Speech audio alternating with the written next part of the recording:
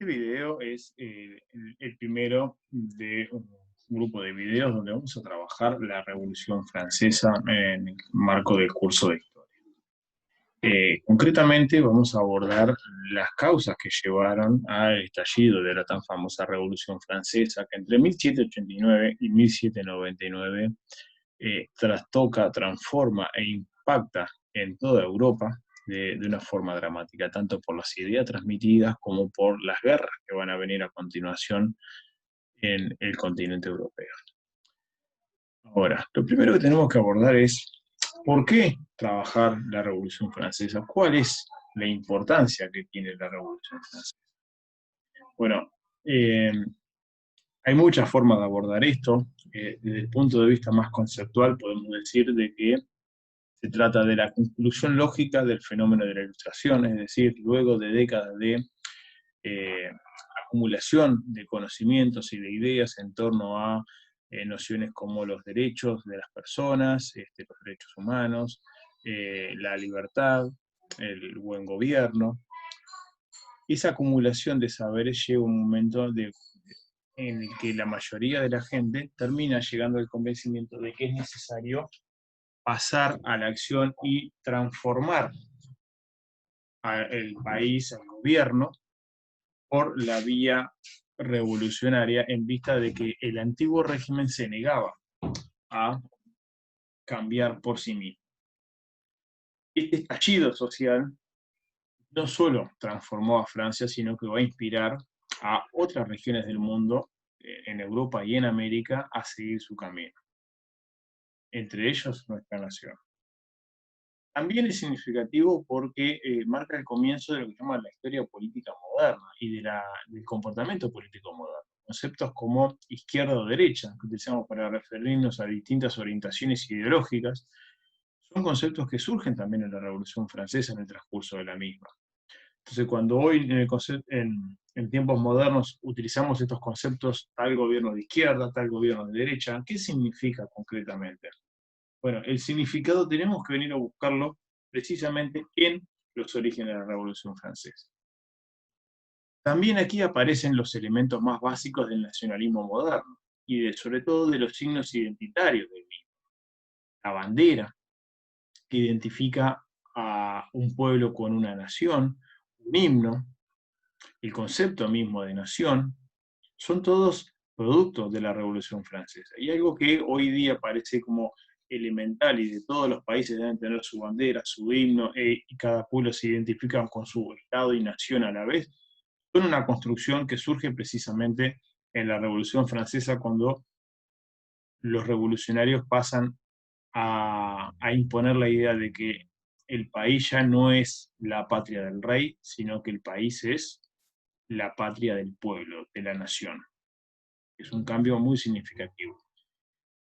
Y finalmente la misma idea del concepto de derechos humanos, en el sentido de que en las sociedades modernas concebimos la idea de que hay un conjunto de derechos que nos pertenecen por precisamente ser humanos, que son inalienables, que nadie nos los puede quitar y que precisamente vamos conquistando a medida que progresan y evolucionan las sociedades y que permiten una mayor calidad de vida. Esto también es una herencia de la Revolución Francesa y por eso marca un cambio de época y los historiadores han puesto de acuerdo en decir que con la Revolución Francesa termina la época moderna y comienza la época contemporánea, que es la que estamos viviendo hasta hoy día. Ahora, ¿qué factores llevaron al estallido de la Revolución Francesa? Esa es la pregunta que nos vamos a hacer en este video. ¿Sí? Ya analizamos la importancia. Bueno, ¿por qué razones? No es un fenómeno que ocurre porque un individuo o un grupo de individuos aislados resuelve actuar de determinada manera.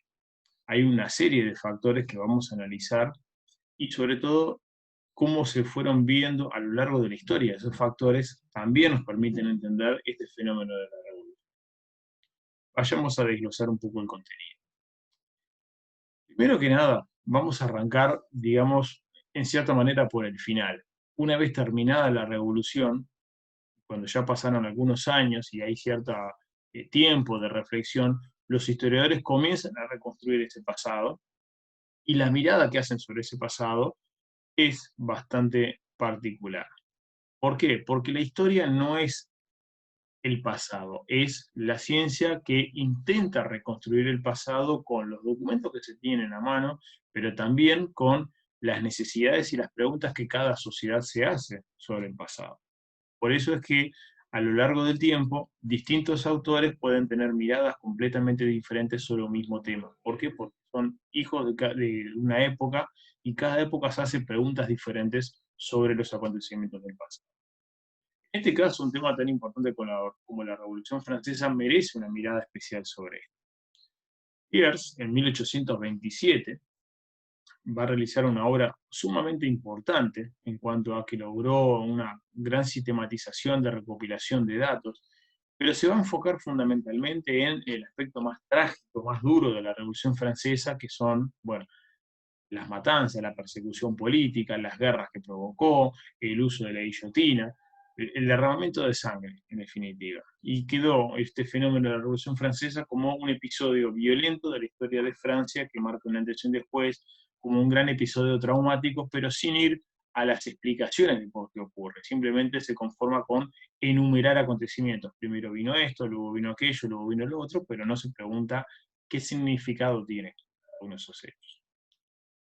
Un par de décadas después van a aparecer, a mediados del siglo XIX, una serie de historiadores románticos, como Lamartine, Michelet y Carlyle, que se van a centrar en la figura del pueblo francés como protagonista de la revolución. El romanticismo como fenómeno artístico y como corriente literaria e incluso histórica, tiene que ver con el contexto de la sociedad en la cual pesan mucho más las emociones que la racionalidad de la época de la Ilustración, y por esa razón que estos autores se centran más bien en el impacto emotivo que tiene este fenómeno, es decir, cómo el pueblo francés rompe sus cadenas contra la esclavitud del absolutismo del antiguo régimen y se revela y triunfa sobre ese pasado obsoleto y logra un gran éxito. Esa es un poco esa mirada como heroica del pueblo que se revela.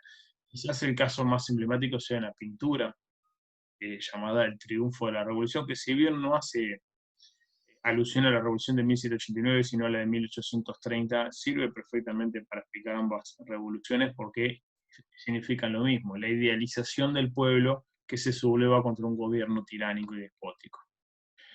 Más adelante, en el siglo XIX, en 1875, Taine, que es un historiador francés, se preocupa por el accionar de un grupo minoritario, es decir, ve que la revolución es obra de grupos de élite que logran manipular a la opinión pública, a las masas y conducirlas para cumplir sus objetivos. Es decir, que toman el poder para cumplir sus propios objetivos más allá de los intereses de la sociedad francesa. En particular, carga las tintas en la responsabilidad de los jacobinos, un grupo pequeño burgués, más orientado hacia la extrema izquierda, que radicaliza la revolución en determinado momento de la misma y tiene, con una visión más liberal, tiende a ver con malos ojos a este grupo político. A principios del siglo XX ya aparecen otras dimensiones que se alejan un poco del análisis político. Mathieu, por ejemplo, incorpora el análisis de las fuerzas económicas, es decir, qué es lo que llevó a los distintos grupos a unirse o actuar para rebelarse contra el gobierno. ¿Qué movió a los campesinos a la rebelión? ¿Qué le interesaba a los obreros de las ciudades?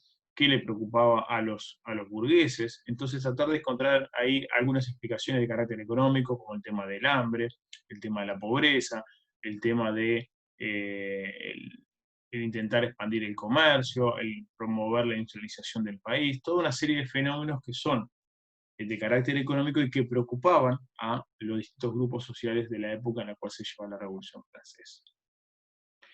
Hacia el siglo XX aparecen otras miradas con mayor complejidad, donde aparece, por ejemplo, el pensamiento de Lucien Lefebvre, quien se plantea que más que tratarse de una revolución francesa, se trata de varias revoluciones francesas que ocurren al mismo tiempo.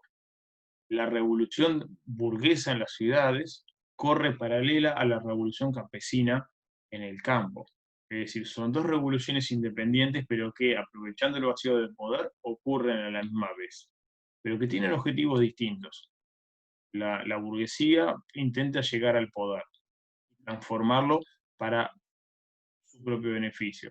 El campesinado lo único que busca es acabar con las cargas feudales, es decir, con la opresión de la nobleza. No le interesa atacar a la monarquía y de hecho es un gran defensor de la monarquía. Por eso que Lefebvre sostiene que se trata de revoluciones paralelas. Y de hecho cuando se radicaliza la revolución estamos ante una revolución proletaria o de los sectores populares, que va en un rumbo diferente al de la burguesía y el del campesinado. Es decir, se trata de un fenómeno bastante complejo. Labrousse, Ernest Labrousse, otro historiador del siglo XX, se enfoca más en el tema de los precios. A partir de un uso bastante completo y sistemático de la estadística, de la ciencia estadística, encuentra que hay una enorme correlación entre los picos máximos de los precios, sobre todo de los productos principales como el pan y el vino, que son los principales productos de consumo, máximos y mínimos con los principales estallidos revolucionarios. Es decir, que estos, en una sociedad de una gran carestía económica para la mayoría de la población, estas variaciones de precios podían convertir algo que ya era difícil de sostener viviendo al mínimo en algo intolerable. Es decir, cuando tantas familias viven con muy poco alimento y este alimento de pronto se dispara su precio, lleva al hambre y a la desesperación. Y eso puede ayudar a explicar por qué estalla la revolución en determinado momento. Más adelante tenemos, ya a mediados del siglo XX, a las obras clásicas de Soule y Godellot, principalmente Soule, que es considerado hoy día el principal referente, el mayor especialista en Revolución Francesa en el mundo, donde lo que hacen, en este caso Albert Soule, es eh, estudiar la compleja interrelación de las crisis social, política y económica que a la vez ocurrían en Francia en esta época. Es decir, no se puede solo poner las tintas en el problema político que había o solo en el aspecto económico. Hay toda una serie de fenómenos que incluyen hasta lo ideológico. Es precisamente el enfoque en el cual vamos a trabajar en la clase. Hay varias razones que explican por qué estalla esta revolución con tanta fuerza y con tal poder de transformación. No nos podemos quedar con una sola razón. Por eso que hablamos siempre de la multicausalidad de este tipo de fenómenos. Primero que nada, vamos a trabajar con la crisis económica. ¿Bien? Los años previos al estallido revolucionario, recordemos que la revolución arranca en 1789, los años previos, la década de 80, pero en particular los años 87 y 88 fueron una época de una pobreza muy grande para Francia. Primero que nada porque mientras que la población se disparó, creció a un ritmo vertiginoso a lo largo de todo el siglo XVIII, la agricultura no lograba satisfacer de forma regular la alimentación del pueblo francés. De hecho, las sociedades del antiguo régimen, o sea, todas las sociedades preindustriales, esto pasaba casi en toda Europa, en todo el mundo más bien, se veían sometidas a periódicas hambrunas. ¿Por qué? Porque ocasionalmente habían fallas en los cultivos, producto de o exceso de lluvias, o ausencia de lluvias, o exceso de frío, o exceso de calor, que hacían que las cosechas fueran destruidas en parte, o que fueran demasiado abundantes algunos productos que podían generar una crisis. Entonces, en este caso particular, el cultivo de trigo, que era el producto más importante para la alimentación de los franceses, porque con él se elaboraba el pan, sufrió periódicas hambrunas que llevaban a el hambre de gente que ya vivía en el límite. Pero también el comercio y la industria se encontraban en una plena expansión, siguiendo el camino de Inglaterra, de iniciar, de dar los primeros pasos hacia una revolución industrial, pero a diferencia de Inglaterra, donde todas las restricciones del viejo sistema se habían eliminado, en Francia todavía estaban intactas. ¿Por qué? Porque el antiguo régimen heredado de la época medieval en muchos aspectos todavía seguía vigente. La existencia de gremios de artesanos, por ejemplo, que limitaban la cantidad de personas que podían trabajar, los salarios que se podían pagar, los precios de los productos, en lugar de dejarlo librado a la oferta y demanda de los mercados, estaban determinados por los propios grupos, lo cual hacía que la producción estuviera muy limitada, los precios fueran muy caros, la existencia de monopolios reales, es decir, que la corona en muchos países otorgaba, y en Francia es donde más se usó este recurso, otorgaba monopolios a una empresa en particular, y era la única que estaba habilitada, por ejemplo, para comerciar con determinados productos. Monopolio del tabaco, monopolio del azúcar, monopolio de el café, productos que en el siglo XVIII tenían un gran impacto, pero solo una empresa podía brindar cada uno de estos productos. Y eso generaba un gran descontento en la burguesía. Y también la idea de las aduanas interiores, una herencia de la Edad Media donde cada señorío o territorio feudal, donde cada noble podía imponer limitaciones al comercio para cobrando peajes, por ejemplo. Los reyes en la época moderna habían ido limitando estas aduanas que habían dentro del país, pero todavía quedaban muchas de ellas. Y esto generaba un enorme problema para el crecimiento económico en Francia porque obstaculizaba el comercio. Un producto que tenía que atravesar Francia de sur a norte, de norte a sur, tenía que pasar por muchas aduanas internas y pagar muchos impuestos, por lo tanto. Iban a parar al bolsillo de los nobles, que simplemente, sin hacer nada, ganaban dinero con esto, lo cual llevaba a un encarecimiento de los productos y hacía que no fuera rentable la producción en gran escala. Y eso también marcaba la poca integración económica que había en Francia. Francia en realidad no era un país moderno en ese sentido, sino más bien como una especie de una colección de países que no estaban interconectados entre ellos y lo que tenían en común era un rey y un idioma, pero que económicamente cada región de Francia vivía básicamente de lo que producían ellos mismos y muy poco de los bienes que producían otras regiones de Francia, ni que hablar ya del comercio exterior. Entonces eso limitaba muchísimo la capacidad de acceder a bienes y servicios en el país. Eso eran una serie de factores que llevaba a que la burguesía quisiera realizar transformaciones económicas y los privilegiados del antiguo régimen se oponían ferozmente a cualquier tipo de cambio.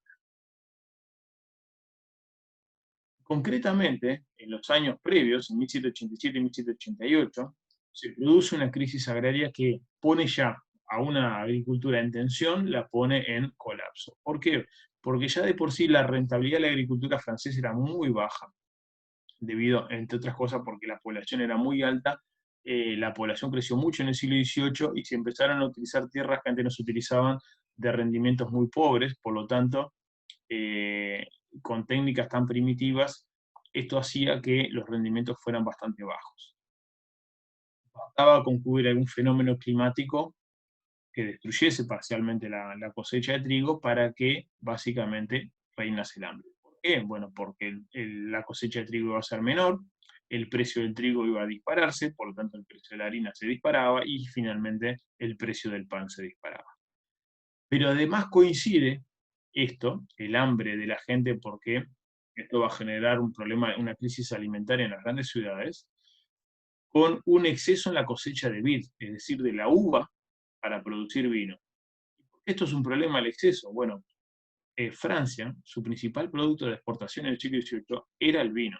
La venta de vino es lo que permitía la mayor cantidad de ingresos al país de dinero, y al ser tan abundante la cosecha, generó una caída de los precios.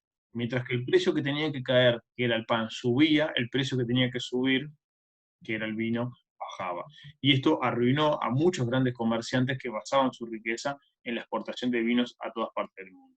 Hasta el día de hoy el vino francés es famoso por su calidad, ya en el siglo XVIII lo era, y esta abundancia excesiva, imposible de controlar, porque cada uno de los productores quería tratar de vender todo el vino que tenía, pero como todos hacían lo mismo, eso generaba un efecto en escala de que, bueno, los mercados europeos se inundaron de vino francés y eso hizo que el precio del vino se cayese. Y mientras los comerciantes se empobrecían porque sus productos valían cada vez menos, los trabajadores en las ciudades estaban cada vez más desesperados porque el principal alimento se encarecía notoriamente. Pero fíjense en este gráfico cómo se nota la evolución del precio del trigo entre 1784 y 1790, es decir, en los años previos a la revolución. De un valor, aquí estamos hablando de quintal de trigo, es una unidad de medida de peso, no importa ahora cuánto, que hacia 1784 estaban en torno a los 20 francos el quintal. En el 85 y 86, producto de una buena cosecha, bajan a cerca de 11, 12 francos, Pero luego del 86 en adelante no para de crecer. Y los trabajadores franceses comienzan a percibir cómo este fenómeno se incrementa en el 88 y en el 89 se dispara aún más, llegando a superar la barrera de los 30 francos. Uno piensa, bueno, pasó de 20 a 30, o si lo miramos acá, de 11 a 30. Piensen cómo impactaría si en cuestión de unos pocos meses, si el precio de los principales productos de consumo aumentase un 50% su valor. La carne un 50%, los vegetales un 50%. Hoy día es más difícil de verlo porque hoy tenemos una gran abundancia de alimentos y una gran variedad de alimentos. Pero en aquella época, no solo hay pocos alimentos disponibles, sino que además todo depende de las harinas, y en particular de la harina de trigo. Por lo tanto, una subida del precio de esto implicaba que ya no podían gastar en nada más que no fuera la alimentación, y muchas veces ni siquiera alcanzaba para comprar alimentos. ¿Por qué? Porque ya con un precio de 20 francos el quintal, ya eso provocaba que la mayoría de los trabajadores prácticamente se gastaran todo su dinero en comida. Cuando pasa a 30, 32, ya estaba por encima del salario de los trabajadores, y eso provocaba una hambre espantosa, y en el hambre también viene la desesperación. Por esa razón es que la crisis agraria que genera este empobrecimiento va a propiciar el estallido revolucionario. Pero no es el único problema económico que tenía Francia, ni tampoco las rémoras del antiguo régimen que hablábamos hace un rato de los impuestos, las aduanas interiores, los monopolios reales, o el tema de los gremios. El Estado se manejaba de una forma sumamente deficiente, con una ineptitud tremenda, y acá lo podemos ver en esta tabla con datos sobre el problema del manejo de las finanzas. En 1788 el Estado francés entra en bancarrota porque tiene un déficit fiscal tremendo. Año a año no para de crecer, y en 1788 está. Como verán acá, ustedes tienen expresado en libras tornesas, que era la unidad de la moneda previo a la revolución, luego va a aparecer el franco como moneda. La suma total de los ingresos del Estado en el año 88 era de cerca a 500 millones de libras. ¿Sí? No importa el número exacto, pero nos quedamos con 500 millones. Mientras que el rubro de gastos era de 621 millones. O sea, la diferencia en total entre 503 y 621 es de 118. 118 en negativo, por eso se habla de déficit fiscal, es decir, el Estado gasta más de lo que recibe de ingresos. Es como que ustedes ganan, o sus padres ganan, yo qué sé, 100.000 pesos de ingresos, pero todos los meses gastan 120. ¿Cómo hacen? Bueno, el camino es endeudarse.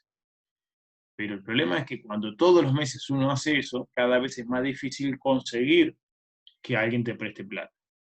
Y los mercados financieros en esta época en el mundo no son muy abundantes, son básicamente Londres, París y Ámsterdam.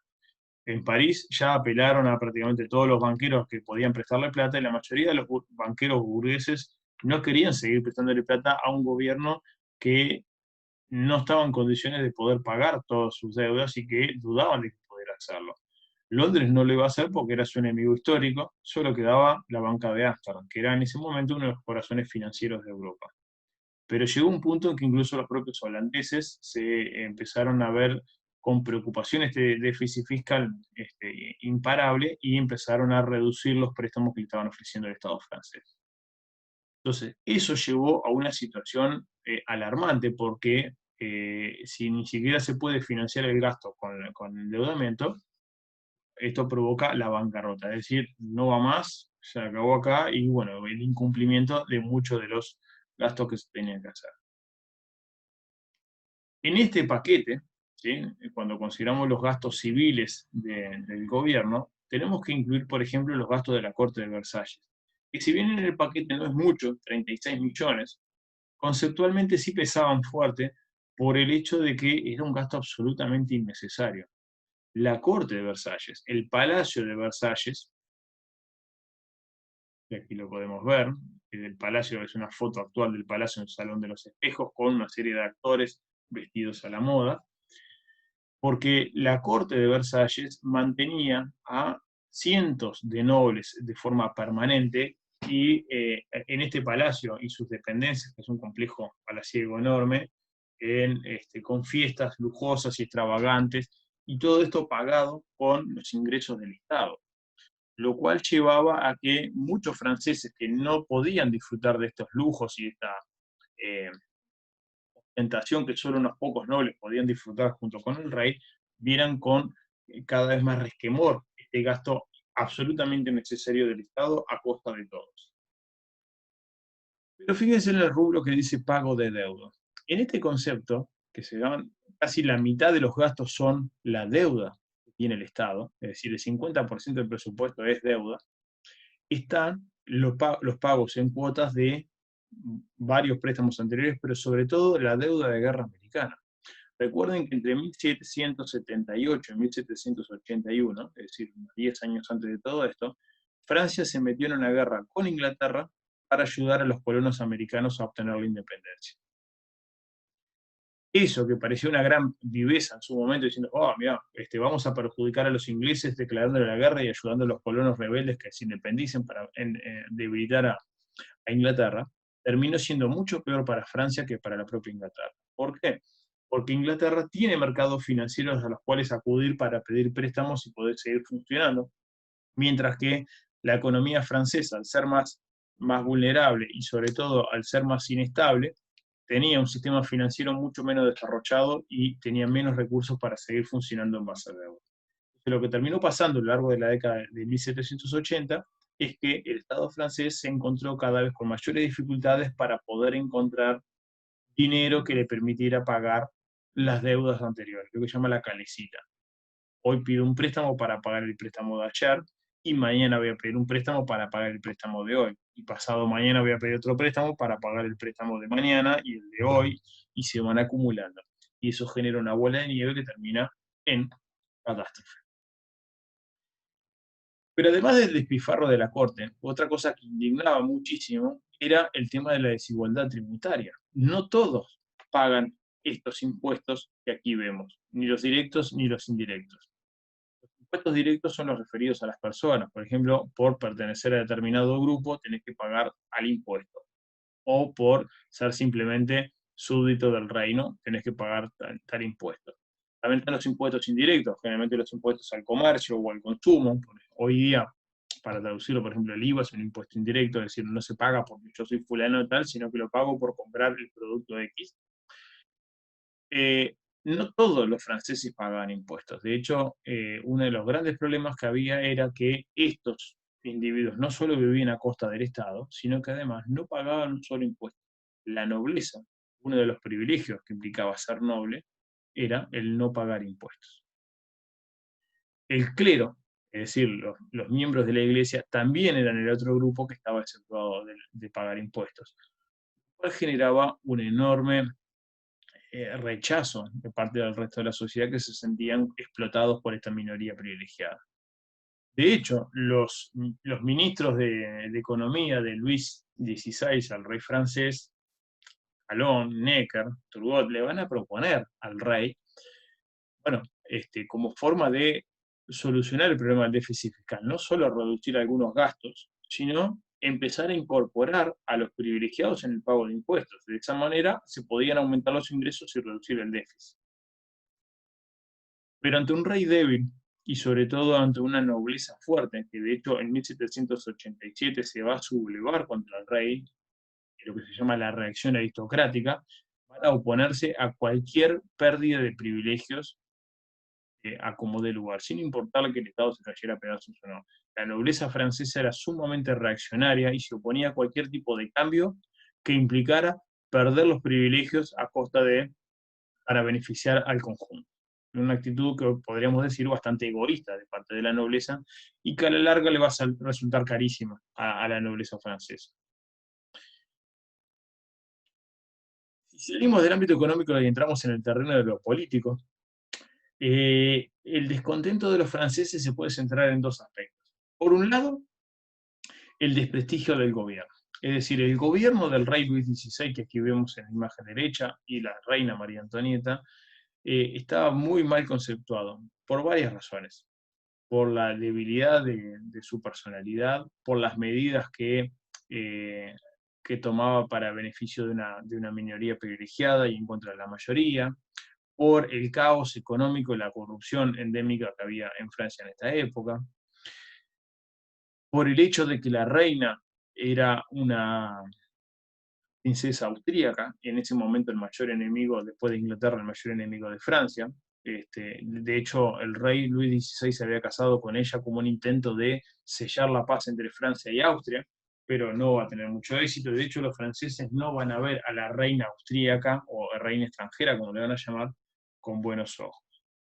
Entonces, la imagen de este gobierno cada vez era peor, tenía cada vez menos legitimidad. De hecho, Luis XVI hasta era objeto de burlas permanentes, en muchos sentidos, sobre todo por su personalidad bastante débil, pero también por la conducta de la reina, que no era la que uno esperaría para los estándares de la época.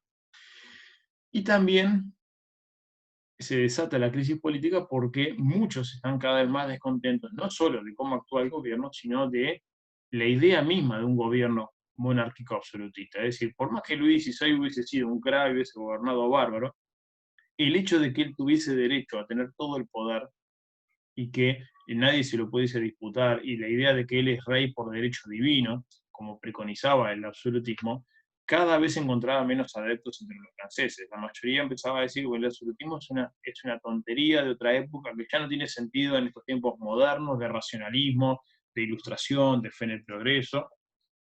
Y por esa razón es que cada vez se toleran menos los errores del gobierno francés y los errores de Luis XVI. Entonces, desde el punto de vista político, hay una imagen tremendamente negativa del gobierno francés y muchos quieren cambiarlo, o por una monarquía parlamentaria o directamente por una república.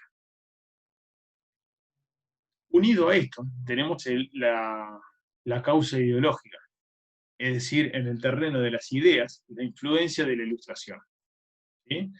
El conjunto de ideas que distintos autores que ya estuvimos viendo en clases anteriores, en el siglo XVIII, sobre la idea de que poner límites al gobierno, de que la gente participe de las decisiones del gobierno, de la idea de que todos son iguales ante la ley, se van a ir imponiendo y ven que el gobierno francés no aporta ninguna modificación, ninguna reforma para compasar el sentido del tiempo. Es decir, no se moderniza, sigue anclado en la monarquía absolutista de 200 años atrás. Mientras que para cada vez más personas se vuelve algo intolerable la idea de que los nobles y los clérigos se comporten como parásitos, en el sentido de que viven su vida financiados con el trabajo de otros. Mucha gente está harta de la arbitrariedad de la autoridad real. No solo el rey, los funcionarios reales podían hacer prácticamente lo que quisieran con los súbditos y no había ningún tipo de sanciones, se podía encarcelar a cualquiera que usara discrepar o manifestar su oposición. Bueno, el lujo de la corte, la pobreza, la negativa a enfrentar las reformas, todo eso lleva sobre todo a la burguesía a comenzar a desear aplicar estas ideas a como de lugar, por las buenas o por las malas.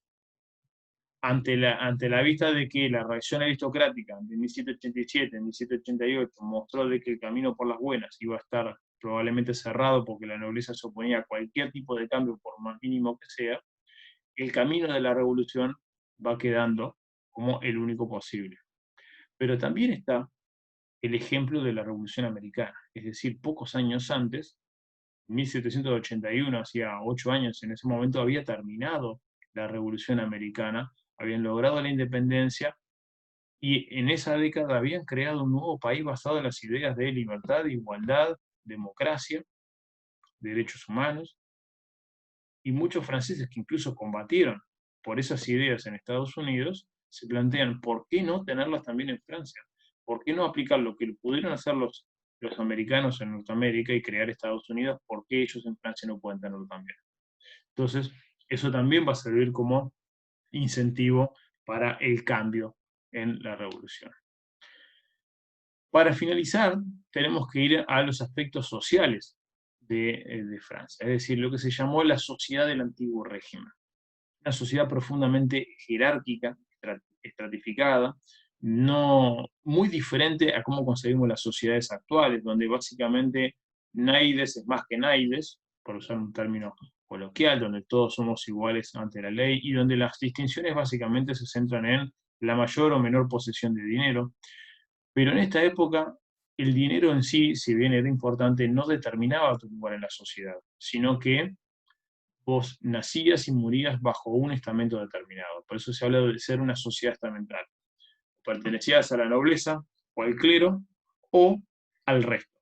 Ese resto se le llama estado llano o tercer estado, por definición, ¿sí? No son clases sociales, son estamentos porque la diferencia es que en las clases sociales uno puede cambiar más o menos de grupo, pero en estas sociedades estamentales la movilidad social es muy poca. Son muy pocos los casos de que eh, campesinos pobres logren enriquecerse, o de que trabajadores logren convertirse en burgueses, o de que burgueses logren llegar a altos cargos de gobierno. Es extraordinariamente raro que eso ocurra. Entonces lo que estamos ante grupos, comportamientos estancos, es decir, uno nace, vive y muere dentro de un grupo. Y eso marca una enorme desigualdad social. Por eso también la forma de este esquema de manera piramidal. Un pequeño grupo arriba con todos los privilegios y el poder y una gran mayoría debajo donde el número se impone, pero la ausencia total de derechos es la característica. En el caso de Francia, se compone de nobleza y clero que representan juntos el 5% de la población. ¿Y por qué se le dice privilegiado? Bueno, básicamente por algo que ya hablamos, que es no pagan impuestos, pero además tienen derecho a cobrar impuestos. A diferencia de las sociedades actuales, donde solo el Estado tiene derecho legal a cobrar impuestos, en las sociedades del antiguo régimen, y en Francia eso ocurría hasta 1789, la Iglesia tenía la capacidad de imponer el cobro del diezmo que pagaban todos, los no privilegiados, y los señores feudales de la nobleza, por sus tierras, por permitirle usar sus tierras a los campesinos, tenían que pagarle no uno, sino una serie de impuestos y de trabajos que le permitían a los nobles mejorar su condición económica, pero a costa del trabajo de los demás. La gran mayoría pertenecen al sector de los no privilegiados. Esta gran mayoría de los no privilegiados tiene de todo, por eso que es un estamento muy heterogéneo, es decir, muy diverso.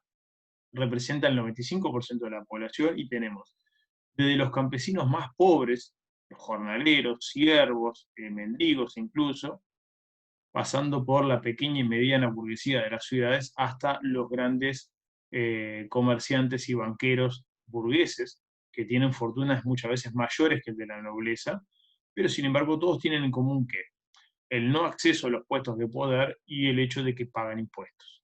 Es decir, están excluidos del poder político, pero tienen que contribuir económicamente. Eso, sobre todo en el caso de la burguesía, genera una gran irritación por el hecho de que eh, mientras son los mayores generadores de riqueza, no se les permite el acceso a los principales cargos del Estado ni a decidir en materia de política. Sobre todo observan cómo muchos nobles, simplemente por pertenecer a familia tal o a cual, acceden a cargos para los cuales no están capacitados, simplemente por una cuestión de hacer usufructo de su privilegio, y eso lleva a una enorme ineficiencia en el Estado. La burguesía piensa que el mejor camino es promover a los mejores, sin importar el origen social del mismo. Y obviamente la burguesía cree que son ellos los mejores y que deberían compartir el poder con la nobleza y el clero.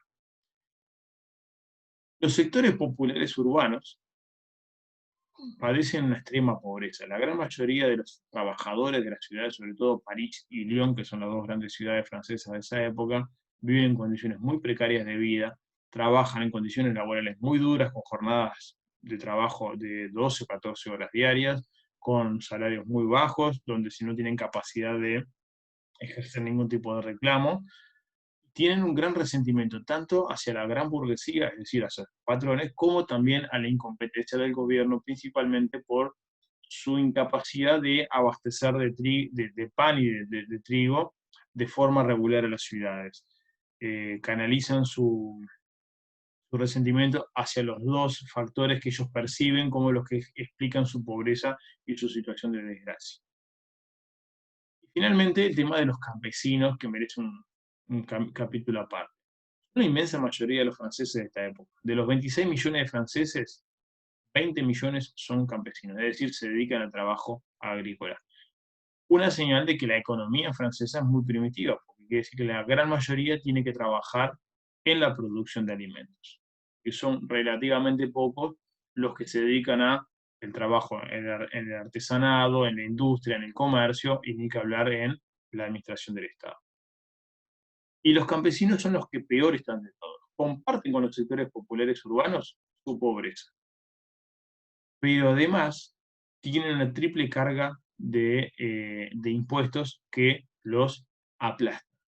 Las cargas feudales, por un lado, es decir, por trabajar en una tierra determinada, salvo unos pocos campesinos que logran ser propietarios, tienen que aportarle al señor feudal trabajo gratuito, X cantidad de días en la semana, puede variar según la región, 1, 2, 3 días de trabajar gratis para el señor feudal, y además varios impuestos. Impuesto por la tierra, impuesto por usar el molino, impuesto por usar el lagar para pisar la uva, para hacer su vino, pero además tienen que pagar el diezmo a la iglesia y los impuestos a la corona, es decir, al Estado. Y las condiciones de pobreza en las que están son terribles. Ahora, lo que ellos perciben como lo más ingrato, más injusto y su principal motivo de odio son las cargas feudales, es decir, las obligaciones al señor feudal. Y por esa razón es que cuando estalle la revolución, los campesinos se van a sublevar rápidamente, pero con el único objetivo de eliminar todas estas cargas feudales que estaban aplastándolo. ¿Sí? Volviendo un poquito para atrás, vamos a hablar brevemente sobre los grupos de privilegiados que no los mencionamos. En cuanto al clero, tenemos que distinguir dos grupos, el alto y el bajo clero. El alto clero es el que tiene mayor acceso a los cargos de la corte, están más vinculados al papa, son básicamente los obispos, los abades, es decir, los que dirigen los monasterios, y viven en condiciones de un gran lujo, una extraordinaria riqueza y con acceso al poder político permanente. De hecho, muchos obispos en la historia de la monarquía francesa han ocupado cargos muy importantes de gobierno y han tenido la capacidad de ejercer su influencia en el mismo. Mientras que el bajo clero muchas veces provienen de sectores más humildes, a veces son hijos de campesinos o de pequeños burgueses que optan por el camino de la iglesia y trabajan como sacerdotes o monjes, les permiten una cierta mejora en sus condiciones sociales, pero sí viven en condiciones bastante humildes. Aún así gozan de determinados privilegios, como por ejemplo no tener que pagar impuestos.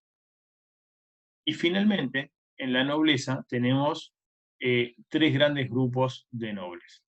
La nobleza de corte es la nobleza que veíamos en la imagen. Son estos privilegiados que viven en Versalles, que viven en la corte de Versalles, que viven por y para el lujo, la diversión, y son auténticos parásitos. Es decir, su día transcurre en qué me voy a poner para la próxima fiesta, parodiando un poco, ¿no? Pero básicamente no tienen mayores aportes, lo único que les interesa en todo caso en la corte es conseguir algunos cargos especiales, como por ejemplo lograr que determinado miembro de su familia obtenga un cargo de gobernador, o un cargo de juez, o un cargo de administrador de aduanas, o lo que sea, y de esa manera repartirse el poder. Pero digamos que, más allá de la frivolidad de la conducta de la corte, esta nobleza es la que corta el bacalao, digamos. Es una expresión que quiere decir son los que tienen mayor acceso al rey y pueden participar en la toma de decisiones. Después tenemos la nobleza de toga, es decir, una nobleza basada en mérito, es decir, gente que recibe un título nobiliario que lo hereda, pero básicamente por los servicios prestados a la corona. No por el nacimiento, sino porque el rey lo nombra varón, marqués, conde, duque, por los servicios prestados. Muchos de esta nobleza de togas provienen de la alta burguesía, que muchas veces por hacer grandes préstamos al Estado, recibían como premio este título nobiliario y le permiten a algunos burgueses ascender socialmente a el escalón de los privilegiados y poder ser ministro, poder ser juez, poder ser funcionario del tesoro, lo cual le da un espacio de poder muy grande. Y finalmente tenemos a la pequeña nobleza. La pequeña nobleza no tiene nada que ver con el tamaño, sino más bien con la condición económica. Es la nobleza rural, es la nobleza que todavía vive en sus castillos en el campo y que muchas veces son los que más oprimen a los campesinos para sacarles hasta el último peso en tributos para poder subsistir y mantener su nivel de vida. ¿Por qué? ¿Qué tienen en común muchos de estos nobles? Que no trabajan. Para sostenerse necesitan sacarle recursos a los campesinos. Para ello y para mantener su estilo de vida, un castillo que es muy costoso, sus armaduras, sus armas, eh, un nivel de vestimenta, productos de lujo para reflejar su estatus social, todo eso tenía un costo muy alto y había que financiarlo. Y muchos de estos se terminan empobreciendo producto de tal situación. Esta pequeña nobleza es la que más se opone a cualquier tipo de cambio en los privilegios que tenía. Porque la nobleza de corte puede darse el lujo o la nobleza de toga, de ceder algunos de sus privilegios porque ya accede al poder y tiene recursos suficientes. Pero la pequeña nobleza, lo único que le queda para diferenciarse del resto son sus privilegios, no su poder económico. Por eso es que en el campo, donde va a haber un estallido revolucionario muy fuerte de los campesinos que dirigen su ira precisamente hacia esta pequeña nobleza, o sea, hacia la nobleza rural, que es la que más arbitrariamente actúa contra ellos. Bueno, y a modo de cierre, entonces lo que tenemos es un esquema que nos permite explicar, ¿sí?, por qué estalla la Revolución Francesa, desglosándolo en sus causas económicas, políticas, sociales e ideológicas. Con esto creo que es todo por ahora.